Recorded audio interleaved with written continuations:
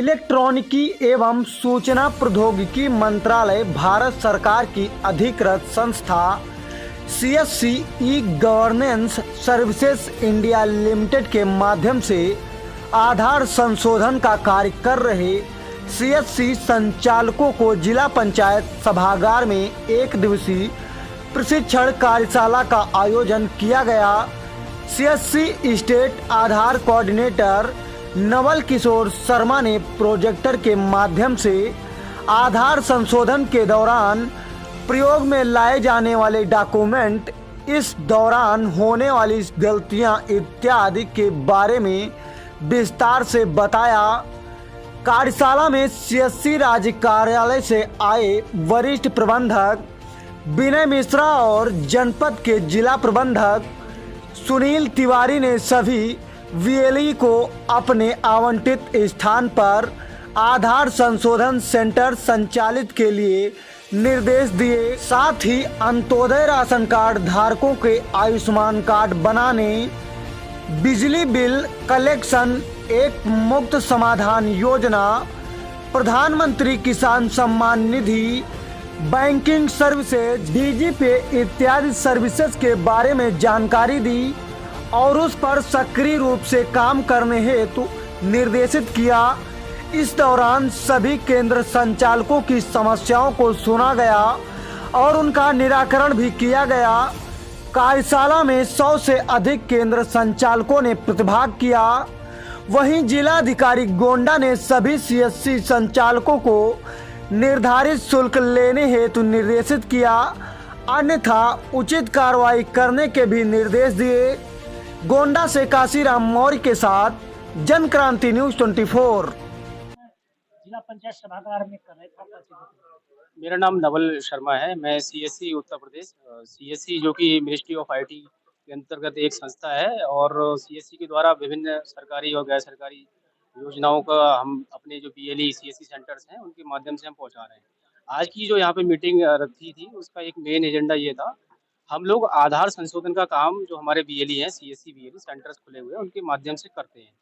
आधार संशोधन के दौरान, क्योंकि आधार आज की डेट में एक ऐसा डॉक्यूमेंट है जिसके बिहार पे सरकारी जो डीबीटी के माध्यम से सरकार अपनी योजनाओं को लोगों को जनहित तक पहुंचा रही है, तो वो आधार पे ही डिपेंड है। तो आधार अपने आप में एक ऐसा डॉक्यूमेंट जिसको कि ऑथेंटिक होना बहुत जरूरी है। उसके पीछे जो डॉक्यूमेंट आधार बनवाने में या संशोधन में यूज होते हैं, तो उसके बारे में हमने यहाँ पे डिटेल में अपने जो सभी ऑपरेटर्स हैं उनको बताया कि वो जो डॉक्यूमेंट निर्धारित हैं, valid documents, ID, address proof, जन्म से संबंधित जो डॉक्यूमेंट्स हैं जो लेते हैं, वो बिल्कुल जो यूआईडीए के द्वारा गाइडलाइन है उसको लें। एक सरकार का मानक है, उसका एक आधार है कि इतने फीस ले लेंगे तो उससे ज्यादा लोग सुनते हैं, उस पर क्या जी, हमने आज अपने ऑपरेटर्स को दोबारा से, हम समय समय पे इस तरह की ट्रेनिंग्स करते रहते हैं और मेल मैसेज के माध्यम से भी हम लोगों को, अपने जो ऑपरेटर्स हैं उनको एजुकेट करते हैं, क्योंकि एक ये जनहित का काम है, सर्विस वाला पार्ट है।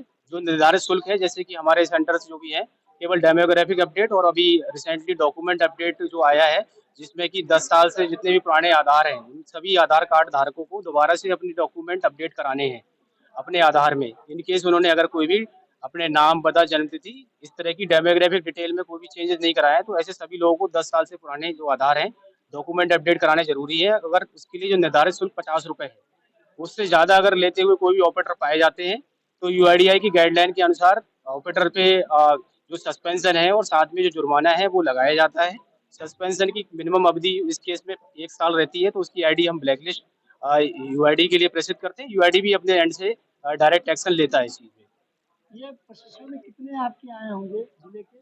हमारे यहाँ गोंडा जिले में, जैसे कि उत्तर प्रदेश की बात करें तो हमारे 5000 से ज़्यादा ऑपरेटर्स एक्टिव हैं जो कि आधार संशोधन का काम करते हैं।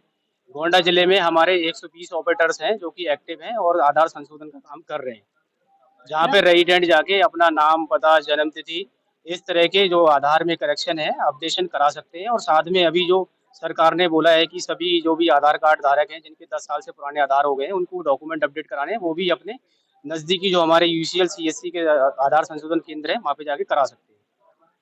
अब तक कितनी कार्रवाई आप द्वारा की गई है, अगर ऐसी शिकायतें आपके यहाँ मिली? अगर मैं गोंडा जिले की बात करूं तो पिछले 3 महीने के अंदर लगभग 4।